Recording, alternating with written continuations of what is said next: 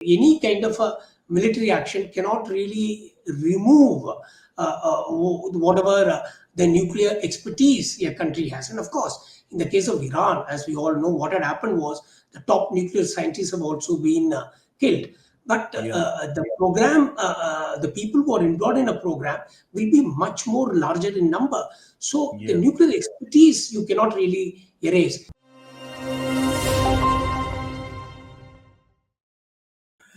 You're on the gist on Strat News Global.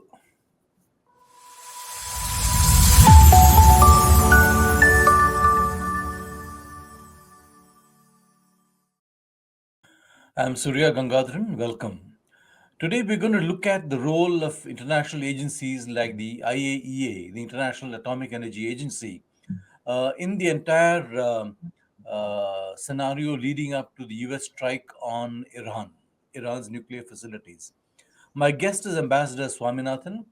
He was India's permanent representative to the Board of Governors of the IAEA in Vienna and has an intimate understanding of how things play out in an agency of that kind. Ambassador Swaminathan, glad to have you. Thank you very much, Surya, for inviting me. Thank you. I must mention here that Ambassador Swaminathan was our envoy in Egypt during the Tahrir Square uprising some years ago. And he was instrumental in rescuing many of us journalists from the Egyptian police. So I remember that well. Those were tumultuous days. Sir, when we look at the IAEA and Iran's nuclear program, could you give us a brief a sense of Iran's nuclear program, how far back it goes? Does it compare with India's?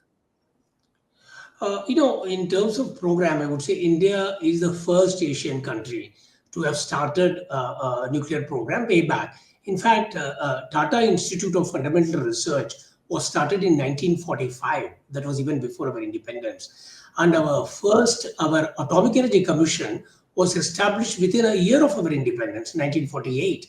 And even the legal framework, the first Atomic Energy Act was established in 1948. So our program is very old and first, I would say, among the Asian countries. And as far as Iran is concerned, if President Eisenhower in 1953, he made a famous speech at the UN General Assembly where he mentioned atoms for peace, which basically meant that use of peaceful nuclear energy by all countries. But of course, the bargain was no military use, and it should be under international supervision. That was the basic kind of a thing. And in fact, IAEA, the International Atomic Energy Agency that you referred to, was in a sense directly owes its establishment to that speech in a sense, because thereafter there was a number of countries which joined. In fact, India is one of the founding members of the IAEA. So the IAEA was established within about 4 years, 1957. And IAEA statute basically twin major purposes, I would say. One is the peaceful uses of nuclear energy for all the member states. And secondly, no diversion of nuclear material for military purposes. So what you're telling me is that it was pretty okay, given the mood at that time, for Iran to Correct. go in for a nuclear plant. And also, you see, Uh, in a sense, if you see at this point of time, with climate change, I would say oil and coal have become more yeah. of a difficult thing to pursue. So, as a baseload thing, I suppose a nuclear power plant will be really good at this point of time. True, true. Tell me, let's come to the IAEA at this point. How does that agency function? India has been a member, a founding member, I understand. I presume Iran was also a member. How does this agency work? Is it influenced by, say, the P5 who is sitting in the Security Council? How does it work? IAEA structure is, of course, different from the UN structure. Yeah. IAEA has its own statute and it has a relationship with United Nations, meaning to say it is not under UN, but it has a relationship agreement with the UN. I think the way it functions is, like it had a statute which was independent, which was adopted by the countries which did at that point of time. At present, it has 177 member states. And the governing structure is there is a general conference which is held in September of every year, where all the member states come, and that is the the top policy making body, and that is when all the member states consider various things, resolutions get passed, budget gets passed, and the governing body gets elected. All that happens at that point of time. But the day-to-day functioning has two aspects. One is called the Board of Governors of IAEA, which has 35 governors, out of which about I would say 11, though I mean, of course, it says 10. They have a slightly complicated way of, like functioning. But there are, I would say, 10 permanent designated members. They get designated year after year, and India is one of them. And it is P5, India, Japan, Germany, Australia, and South Korea. And also other three countries come like Argentina or Brazil, and one of the EU countries. It kind of totally about 13 countries get designated every year for one, every general conference for 1 year. The remaining 22 countries, 11 of them get elected every year for a period of 2 years. So this is the governing body 35, which basically meets 4 times a year, 4 or 5 times a year. And IAEA, of course, not only does safeguards, it engages itself in nuclear power in terms of promotion of nuclear power stations. Then it has nuclear applications. I mentioned about agriculture, health, and other applications. Then it has nuclear safety in terms of the nuclear power station, and also safety in terms of even the X-ray machines and various radiological applications. The code and everything is done by IAEA.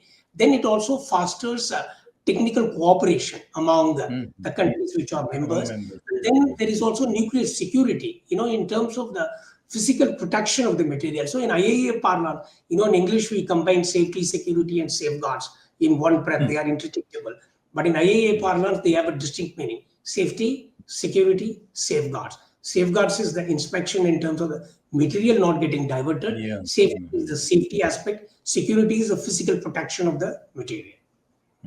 So when we have this, I'd like now to come to the IAEA and Iran.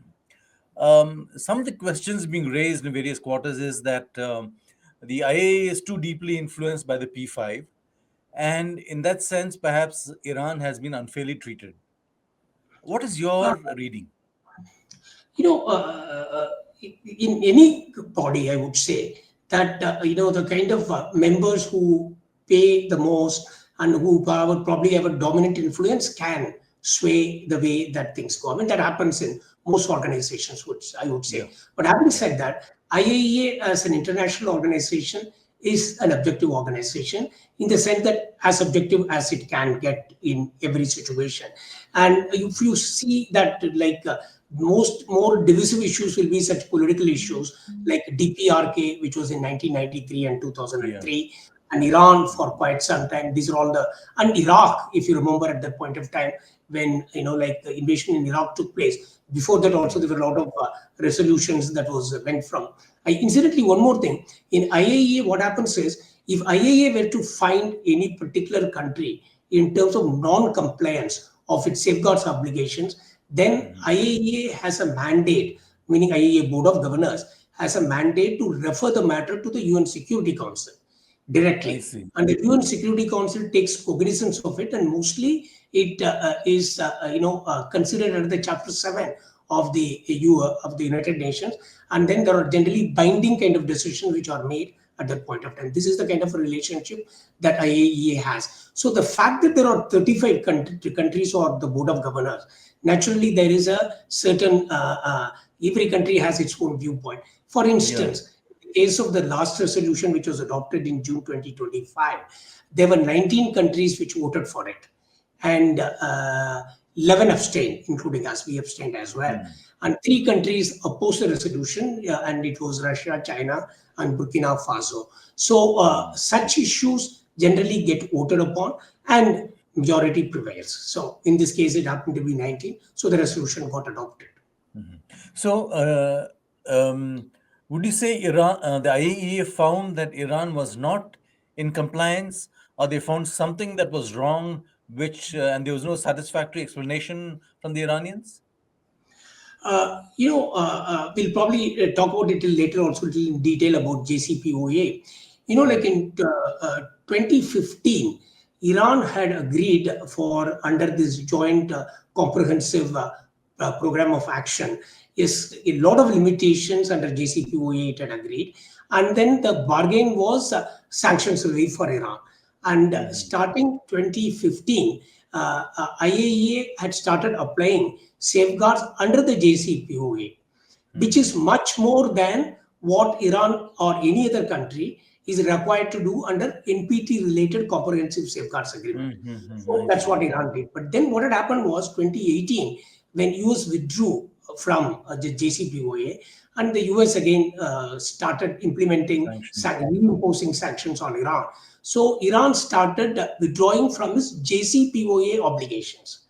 It did not get out of this comprehensive safeguards agreement obligation, meaning to say all its facilities, what facility, like the Tehran research reactor, Bushehr nuclear power plant, subsequently Fardo, Natanz, Isfahan, all of them were under IAEA safeguards. And but the last board, what had happened in that board was that there was certain concerns of the IAEA secretariat, rather the inspectors, I would say, because there were a lot of inspection access that was there. So they wanted an explanation, a credible explanation on material that were found in 3 different sites, with none of them directly correct to the ones that I mentioned now. And there were certain uranium particles were detected. So they wanted an explanation from Iran, a credible explanation as to what was the reason. I believe this had happened starting from 2000 to 2018.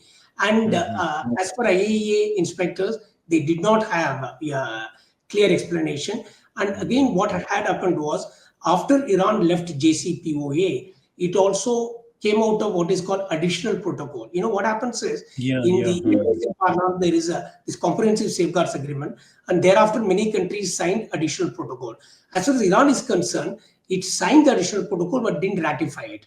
What they did was they were provisionally applying it after the JCPoA.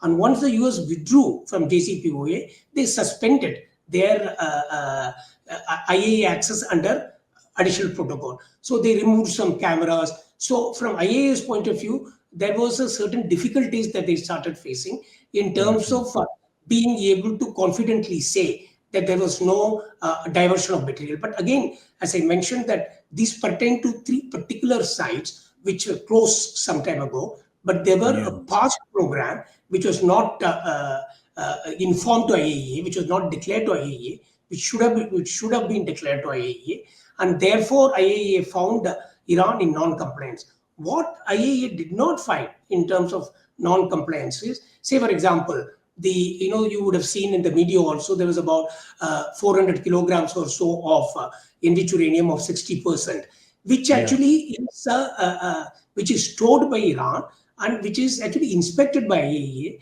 which is reported by IAEA periodically. So all the things that Natanz, Isfahan, and Fardo, whatever activities that were taking place were under full IAEA safeguards. I would say even now I understand that IAEA inspectors are still there in Iran.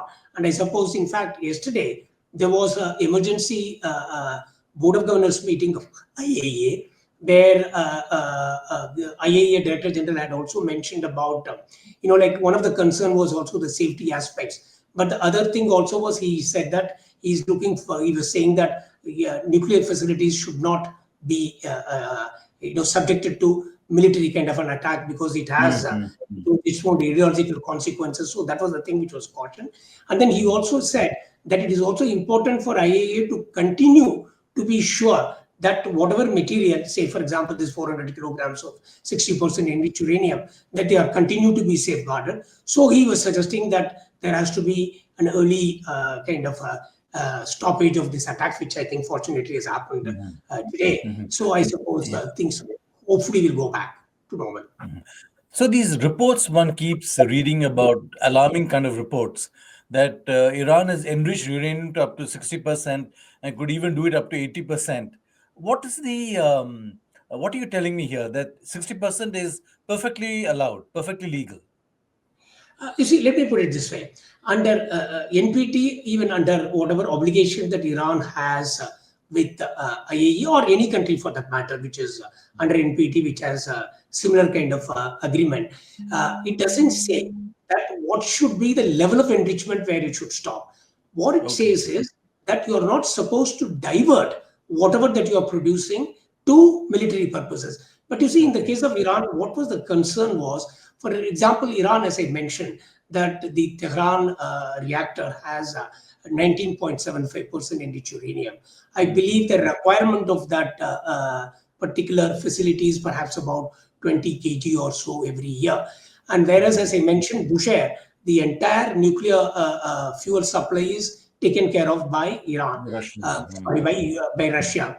So then the general question is why Iran is wanting to enrich up to 60%, because it Yeah. doesn't really have any facility where it can be used. But then, I mean, I would imagine the reason why I suppose Iran did was particularly they went up to 60% of enrichment after the JCPoA went away in terms of US leaving Yeah. that. Yeah. So to gain a bargaining position in terms of getting the sanctions and things relieved. So, I mean, this is what we of course once way of looking at in terms of explanation. We're Yeah. sitting outside. That it's a bargaining chip in terms of, okay, I will give up 60%, I'll come down to 3.67%, whatever that we say.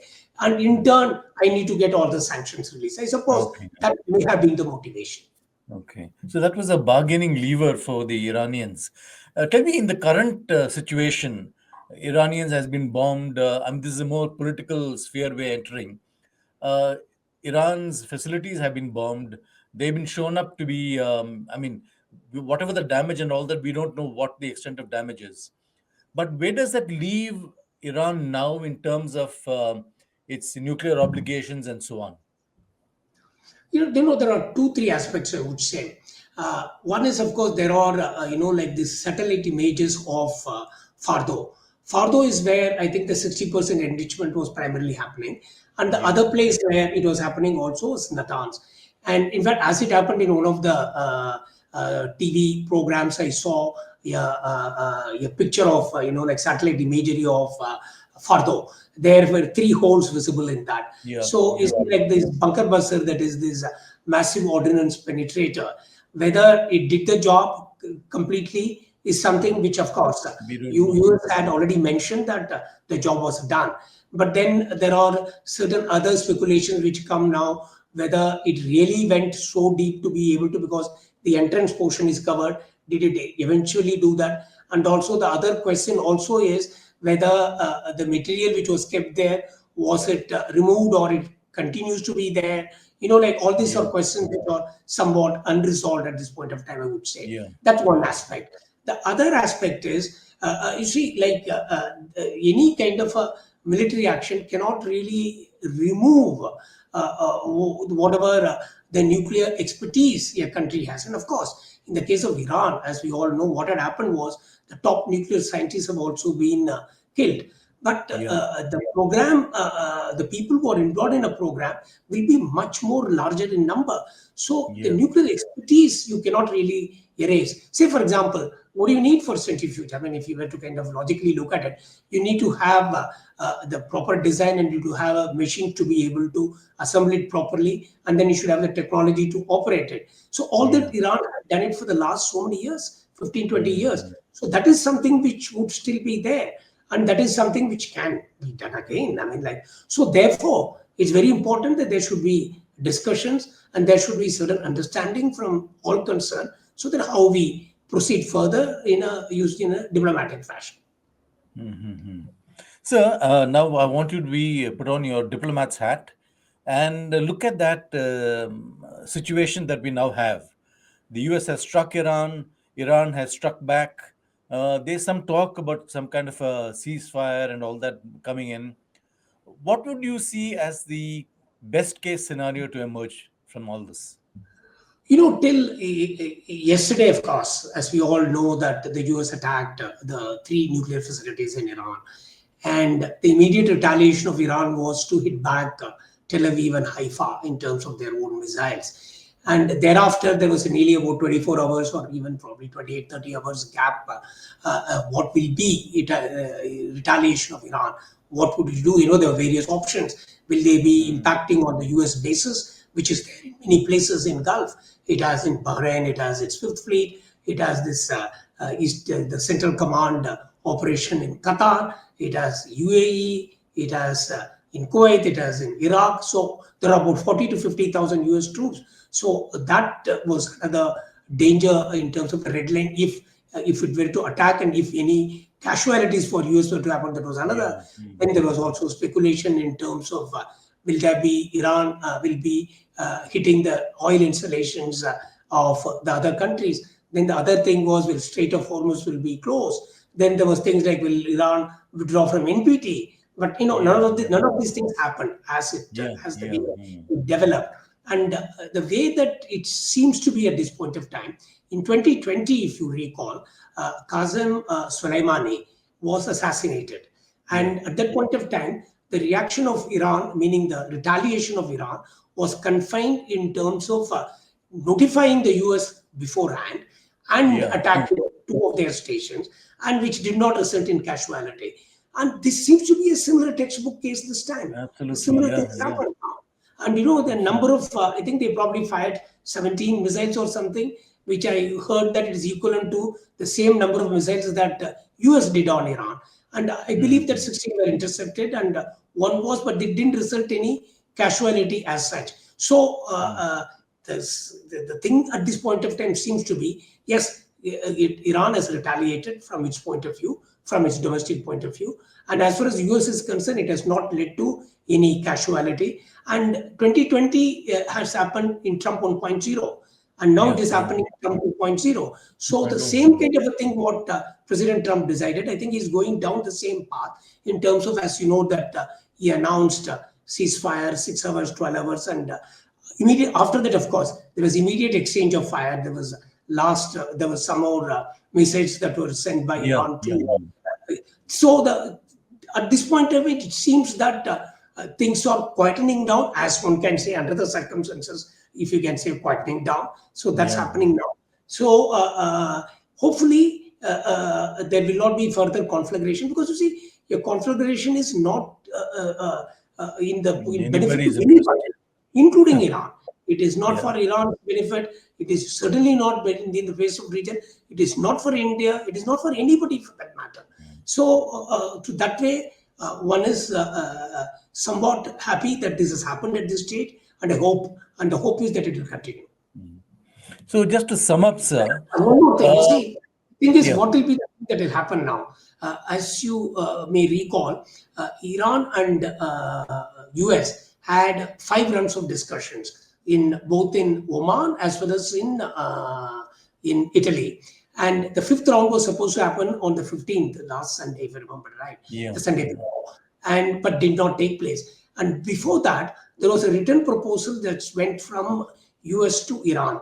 So I believe, all these things, of course, one doesn't know for sure, but I believe what that letter contained was that to start with, we will have a JCPoA kind of a thing, re-establish a similar kind of a thing, but then to go to what is called a regional enrichment program, meaning to say there will not be any enrichment on Iranian soil, but then it will be a joint ownership of Iran, Saudi Arabia, Qatar and UAE, and also with the involvement of both IAEA and US. And of course, at the point of time, Iran was very clear saying that enrichment is our right, and under Yeah. NPT, under all the international obligations, it's an inalienable right that we have, and we can't get away from that. But then let us see now that Iran is in a position where diminished in terms of whatever that has happened in terms of Yeah.